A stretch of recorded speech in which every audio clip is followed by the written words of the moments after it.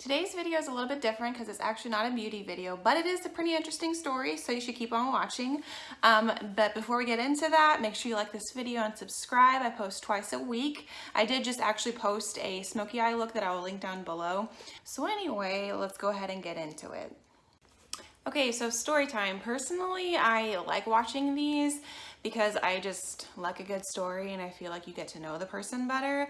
And actually this one I haven't told too many people because, to be honest, I was kind of embarrassed and just wanted to like block that out of my memory and pretend like it didn't happen.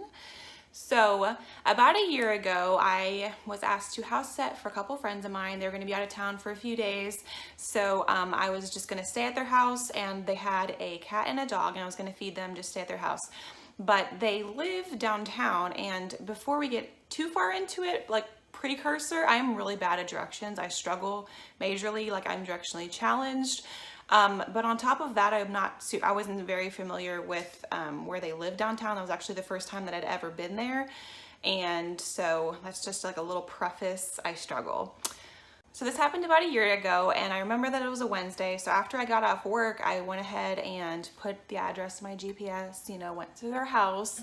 Everything was great. The cat was doing good, but the dog was in a kennel, so I wanted to go ahead and let him out, for him to go to the bathroom, obviously, because he'd been in the kennel all day. So, normal thing. I had a key to the house and all other stuff, so I just, went out the back door and with the dog, on the leash, and I was just gonna like walk him around. And then I, go to open the door back and it's locked. Now, let me tell you, I did not lock the door, but apparently it was one of those doors that just like locks behind itself, which, I was not warned about. I feel like she told me afterwards, and I just said, yeah, I figured that out. But also I never told them this story, so now they're gonna know. Now you know. So I go to open the door is locked. Now a normal person would be like, oh, that's fine, you have the key, right? Nope, no, I do not. Also on top of that, I do not have my phone. So I am in an unfamiliar section of town all by myself. One of my friends was actually going to stay with me, but she wasn't there yet. I think she was still at work, or she was going to come later, something like that. But anyway, so I did not have my phone or the key with me, and I'm all by myself. But I gotta say, like, to be honest, I'd never been in a situation like this before either, but to my own credit, I actually think that I handled myself pretty well, I gotta say. Looking back at it, we can all laugh at it now, but at the time, this was in the summer, and I live in Florida, and it was super hot, like real hot. It was about 4 or 5 p.m. Obviously I didn't have any water with me or anything like that. So I just, quickly decided, okay, well, I'm just gonna, walk to a Tom Thumb or like a gas station, grocery store, and anywhere, really like a public place. I've seen, enough investigation shows and stuff like that. I'm smart for a blonde, okay?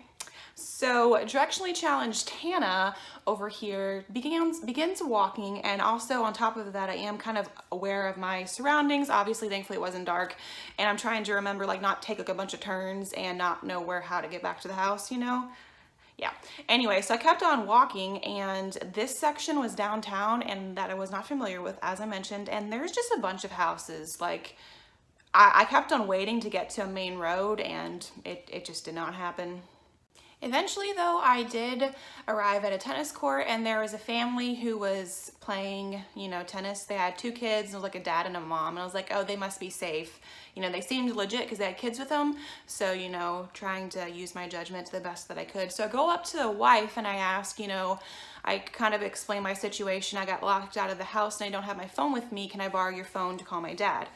And I can't remember if she said anything to me, or maybe if she did, she said, can I get my husband? And I was just like, sure. So then the husband comes up to me and says, yeah, my wife doesn't speak English. So unfamiliar section of town, and the woman does not speak English, but thankfully he did. He let me borrow his phone, and I gotta say, to my credit, I am very thankful that I have my dad's phone number memorized, because with cell phones, like, I don't have most people's phone numbers memorized. Like, I have my brother's number memorized, my dad's number, and then my mom's number, but she has since changed her phone number, so I don't have the new one memorized, but I did have my dad's number memorized. And also, I gotta say, my dad's really good about answering the phone, so thankfully, even though it was an unfamiliar phone number, he did answer it. So I explained myself. I tried to explain where I was, and then for him to come pick me up because I did not have the girl's number memorized who I was staying with, but I think he did have her number and explain the situation to her, I'm pretty sure. So then, you know, like that's great. I was like waiting around, and then actually my dad calls me back to ask, you know, double check where I was. He let me use the phone again, and so that was really, really nice. While I'm waiting for him, these random people kind of started showing up, like with skateboards and stuff like that, and also the family left. So I'm basically by myself. The, you know, the safe family that gave me, you know, comfort and all the other stuff, they left, and there's just these like skateboarders around, and I'm just like, at least I have a dog with me. At least I have a dog, which I mean, that's pretty much all I had going for me. My dad did eventually come, and he explained the situation to the girl, and it just took her a little bit to come to the house. So then she like let me in, and all was good. So looking back, I was very fortunate and thankful, you know, in that situation. Like God was watching out for me for sure. That was great, but at the time, it was not a fun experience. It was super hot. I was really, really thirsty. But moral of the story, since then, let me tell you, I make sure that I at least have my phone with me at all times. And the thing is, like, I knew better. I knew I should have at least had my phone with me, but I was like, no, the dog has to get out. Not priority, Hannah. But anyway, so since then, I for sure make certain to have my phone and key on me, like if I'm house sitting or like feeding somebody's animals or something like that, at all times. So lesson learned.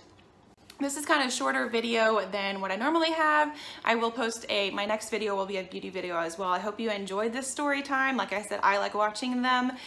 Make sure you like this video and subscribe. I have more stories also because like not like a lot, but things do happen to me, and also I'm an awkward person, so I can just definitely help you out and share some more. I hope you enjoyed this, and I will see you in my next video.